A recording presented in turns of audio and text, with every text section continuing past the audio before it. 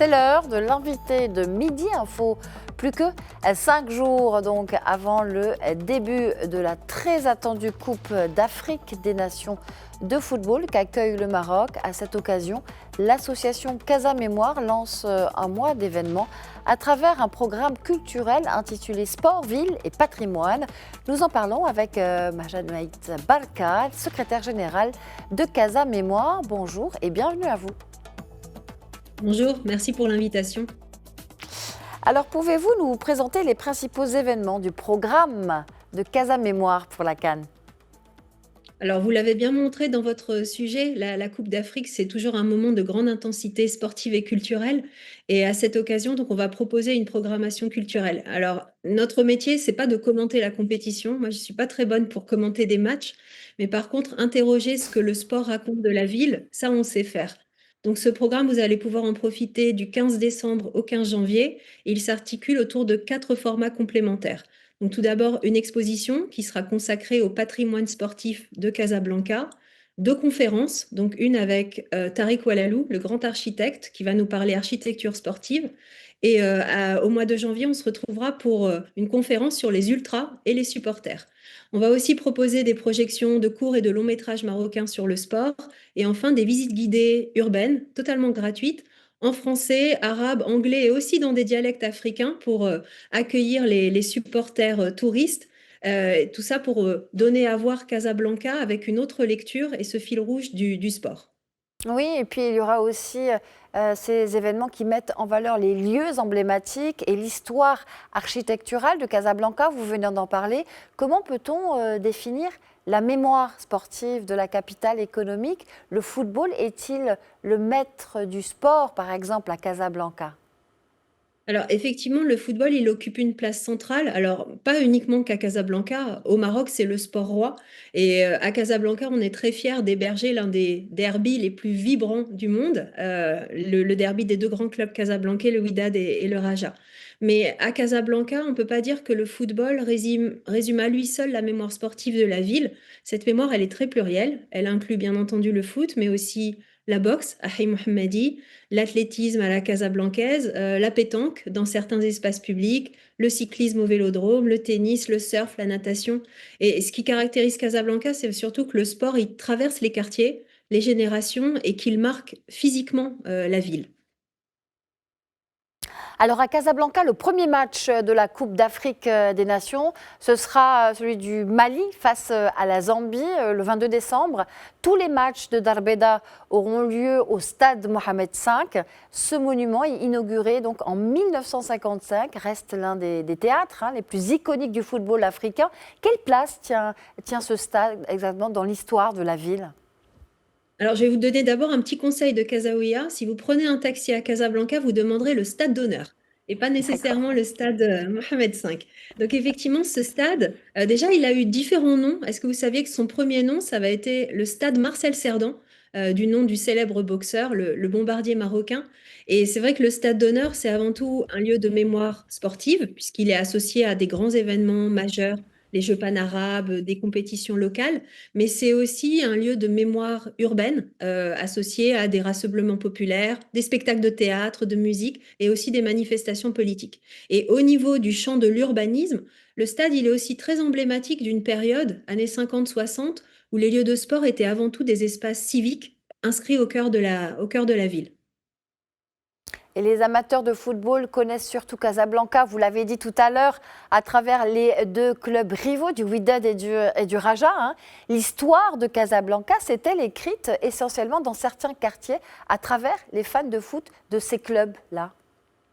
Alors ça aussi, un petit conseil de Casablancaise. Effectivement, le foot s'incarne dans nos quartiers et le foot à Casablanca, il a une dimension très, très géographique, puisqu'on a des quartiers historiquement rouges et d'autres historiquement verts. Envers. Donc faites attention les lendemains de match de choisir les bonnes couleurs si vous allez vous balader. Les supporters aussi de ces clubs, ils ont aussi façonné des manières d'occuper l'espace public et de marquer physiquement les rues à travers des drapeaux, des cafés de supporters et aussi quelque chose qui me passionne, ce sont les graffitis urbains, dont d'ailleurs il faut arriver à les décrypter. Souvent, il y a des sortes de messages, ce sont des clashs en fait qui habillent les rues. Et on n'oublie pas non plus que le football à Casablanca, ça a souvent été un vecteur d'expression politique. Il y a quelques mois, n'oubliez pas, les groupes d'ultra-marocains avaient décidé de boycotter certaines rencontres en solidarité avec les mobilisations du mouvement Gen Z 212. Et d'ailleurs, cette association entre sport et politique, elle n'est pas récente. Rappelez-vous, le WAC, en 1937, il a été fondé sous le protectorat par des résistants marocains et il a œuvré comme une sorte de bras sportif du mouvement national.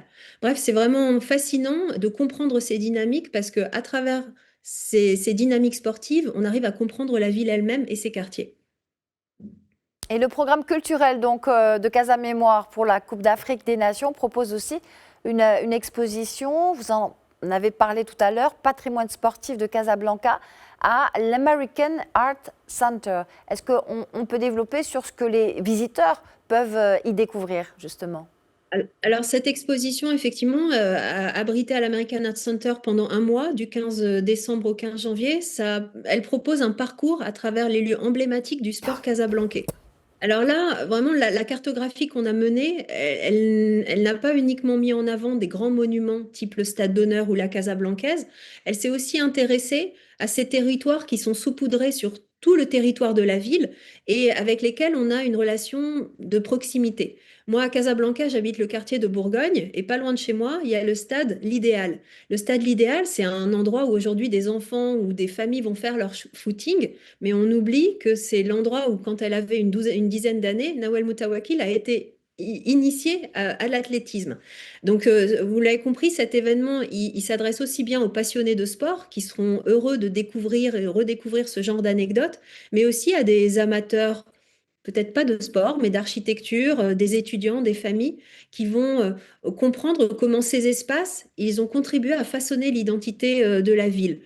Donc, vous y découvrirez l'histoire de la Casablancaise, le stade Larbi Ben Barek, du nom de la Perle Noire, ce joueur dont la FIFA dit qu'il a été le premier footballeur moderne, le stade du Père Gégo, le Coq, pour parler du tennis avec nos tennismen des années 90, Arazi et Ainaoui. C'est vraiment une exposition pour laquelle on avait à cœur de montrer que le patrimoine sportif, il n'est pas figé, il n'est pas non plus nostalgique, il est vivant, il est en constante évolution et au final, il est à l'image de Casablanca.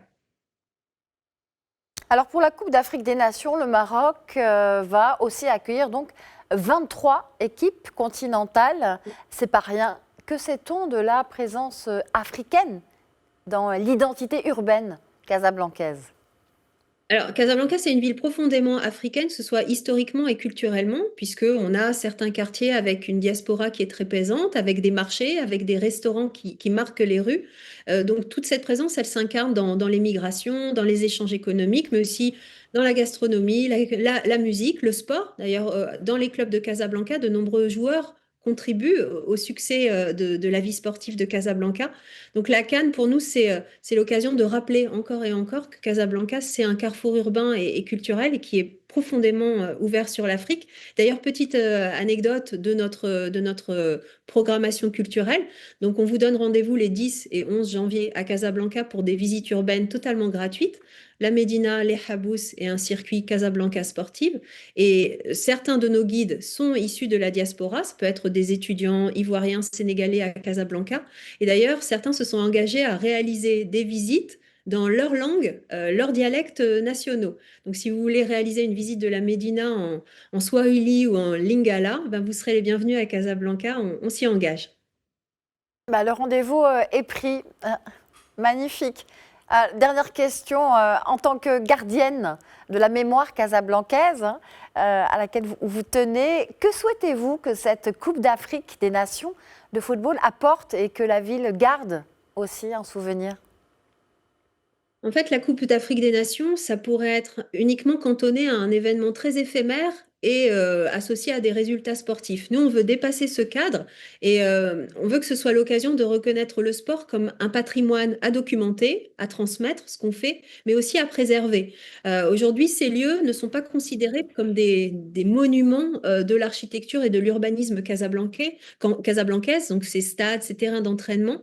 Et pour nous, c'est quand même important de porter un regard plus bienveillant sur ces espaces du quotidien qu'on a tendance à négliger et initier une sorte de réflexion durable aussi sur l'apport du sport dans la ville, parce qu'il contribue parfois à une relation plus bienveillante avec ces rues et ces immeubles qui nous entourent. Merci infiniment, Janaït Barka, d'avoir été l'invitée de Midi Info. Je rappelle que vous êtes secrétaire générale de Casa Mémoire. C'était un plaisir de vous écouter et d'être à l'écoute de votre passion et de votre engagement pour cette ville. Merci beaucoup. À bientôt et à très vite à Casablanca alors. Avec plaisir.